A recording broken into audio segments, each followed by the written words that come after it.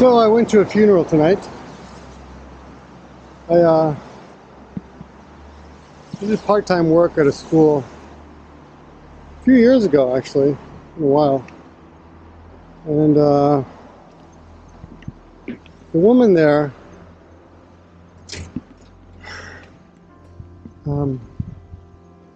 she died of cancer. She had breast cancer. It was kind of sudden. I mean, I'd heard she was sick about just less than a month ago. Oh, someone whispered, someone I know, "Did you hear she got sick? Did you hear?" You know, I've had many students, actually, and many friends who've had breast cancer. They've been okay. They've survived it. They beat it. But I gotta tell you, I haven't seen this woman in a long time. But it was pretty emotional. It was sad. It was sad. I've been to her house, actually. She had barbecues with the students and the teachers, and I never usually plan to go to those things, but I happened to be free one day. Maybe actually 2 times. I think I went with my dog. That's right. So it must have been a while ago. That's right. We went with Maggie and other friends. Anyway, a really nice woman. Always sweet to me when I used to substitute at her school. I used to do sub classes there. I mean, I said I worked there, but it was mostly like whenever other teachers couldn't show up. Just say Kaiwa stuff. Mostly a friend, favor from a friend. But she was always really polite to me, always brought me tea and water. And I think once at the end of the night she offered me some whiskey that they had in the cupboard there. Anyway, just a really sweet woman. She was only, she was in her early 60s, which is really young, you know. Definitely too young to go. So they had this wake. I went to the wake, not a funeral actually. It was a wake. At the wake, the Otsuya, they have the body out in the towards the front with pictures of her, of one great portrait of her. There's actually a word for it, I forgot, but before you die, you can actually go to a photographer and have them take your funeral picture. And I've had a couple students who've done it kind of on a lark almost, even though they're not near death at all, but there's like, you know, I'm gonna get this picture taken. So we got the picture taken. I thought I should do it too. You know, I thought it'd be fun.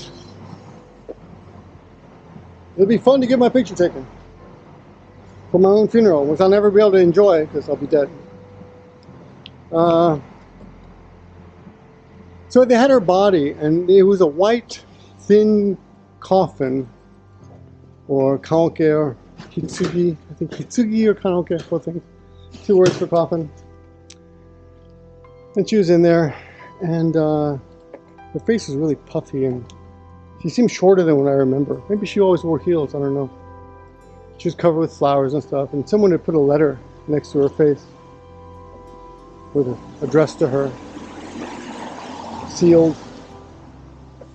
And then people were walking up, and in front of her there was a small table with incense, and you could pray and put incense, pick up some incense and drop it into a bowl. There was a bowl of incense on the right. On the left there's a bowl of, I guess, some coals. You could drop the incense into the coals and burn the incense. And and then you pray, you know. So the whole ceremony, it was kind of interesting. It was one of those chain ceremonial centers, you know, called TEAR, T-E-A-R, which I always thought was a little bit too much on the nose, you know. Anyway, so at this whole ceremony, it begins with, let's give 30 seconds. Let's give the deceased 30 seconds of silence. And the deceased her grandson was there, and he was crying and screaming. I actually counted in my head. I think it was more like 20 seconds, 25 seconds maybe. And they ended it 30 minutes later with the same thing. Let's give her 30 seconds of silence. And they do it really suddenly, like Bokto, which means silence. And then everyone's silent. They make you stand up first. First you're all seated and you stand up. And you're seated like in not in a circle or anything, but like in an auditorium type. But they're foldable or portable chairs. Not foldable, portable chairs. But so they say 30-second silence. And then the mourners, or the moshu, they give speeches. But in this case, it was just her husband. He didn't stand close enough to the mic, and I had a hard time hearing him. I could hear it. Kept leaning forward to hear him, straining to hear him. But he was pretty.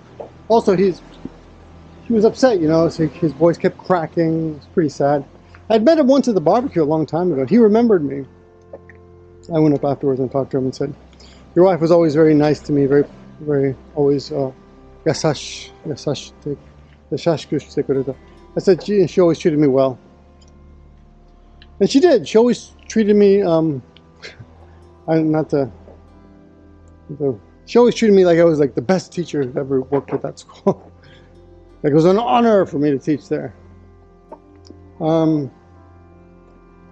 Really nice woman, but you know, I've been to funerals before. After 1 year in Japan, my girlfriend's grandfather died, and he was this kooky old crazy long-haired old guy with a beard and mustache, and he's like, "Yeah, you're dating a foreigner." He was like really into he liked me. He was my friend, and he died.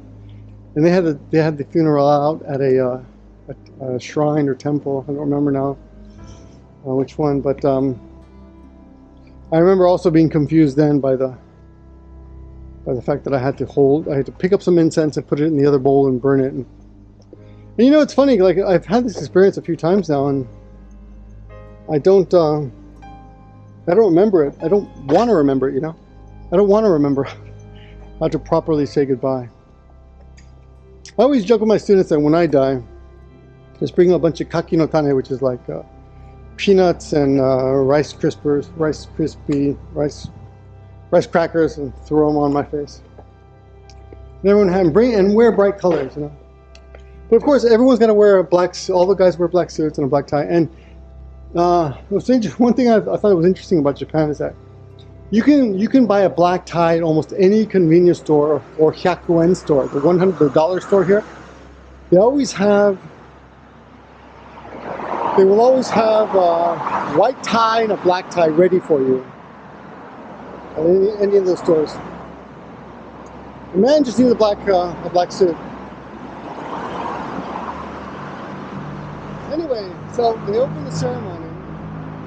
It's 30 seconds of silence and a speech, and then people lined up to pray to the body. So people would approach the table, bow to the husband, and bow to the woman's parent on the left. So bow once to the right, bow once to the parent on the left, and then put some incense, burn some incense, and pray. And then again bow to the father, the mourner, on the right, and bow to the mourners on the left. And that was it. And then that was over. I mean, it took 30 minutes just to do that. And then they said, well, if you want to, you know, say your last goodbyes, feel free to hang out. And they had prepared they had these corona-safe tables with plastic shields, so people could sit at tables. And they had manju and tea prepared. And they gave us this little package. See. I don't know what's in there. I imagine some cookies or manju or something. But at this particular funeral, they specifically asked on the invitation, do not bring any gifts. And one reason for that is because if you bring a gift, then they're kind of obligated to give you back a gift. It becomes a big pain in the ass, you know. So this is a very small gift, a very minor gift. I mean, I'm assuming it's not a complaint at all, but let's say, like in a lot of funerals, you would bring, I don't know, 20,000 yen, $200.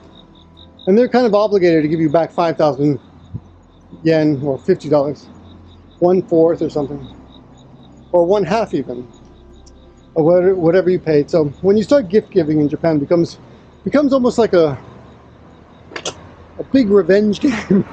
You gave me $50, I'm gonna give you $25, and then guys, oh, I'm gonna give you back $12.50, I'm gonna give you back $6. And this goes back and forth. It's a pain in the ass. So the invitation said, please, we strongly ask you not to. We decline any gifts. Anyway, they had the woman in the coffin there in front. It was really sad. They had all these beautiful pictures of her around her, and then the pictures of her. Then her body was there, and of course I teared up. She was really nice to me. You know, you never really appreciate the niceties of them. I never had I can't say we were good friends or anything, but she was always so sweet to me. I always felt like lucky that I had such a sweet person to work for, you know. So take advantage of the time that you have now. If you have someone sweet, just be nice. Just be nice. Just be nice to each other, because you never know how long. I mean, it went quick. She was sick, and then a month later she was dead. She had a grandchild that she was worrying about all the time. She was always talking about him, how he had problems and he had health problems. But he was there at the funeral, being noisy, as children will be. And he was good. He was really genki. And I went up and fist bumped him. And when he fist bumped me, I pretended he really hurt me. He was really happy. He's not even 3 yet. It was a good experience.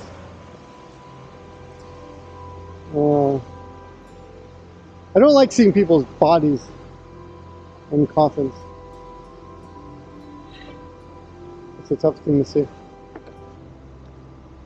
Anyway, that's all I got for you tonight. This little living in Japan. I'll link some videos in the description on how you're supposed to act if you do have to go to the funeral, things like that. I'm sure there's some videos out there, but this is my experience. It is, you know, it's very different. It goes from country to country. It's very different. You know, you hear Irish funerals, people drink and stuff. Not in Japan. You have some tea, maybe, and some manchu. But I went up to the father afterwards and told him his wife was always so nice to me. And the daughter too. I talked to the daughter and said, your mom was always so nice to me. That's all I could say. And she was. Only the good die young, right? That's what they say. Maybe I'll live a long time. It's not about me. Good night, guys. Live long and prosper and all that stuff, and take care of your loved ones. Hey, monster, where are you going? Come here. Hey, where are you going? Where are you going? Huh? Why are you laughing? Hey, come here. Don't run. Don't run. Come back. Come back here. Hey. No, stop. Hey. Good. You said that. Bicycle. Stop. Stop. Hey, give me, give mommy your hand. Grab mommy's hand. Grab mommy's finger now. Stop.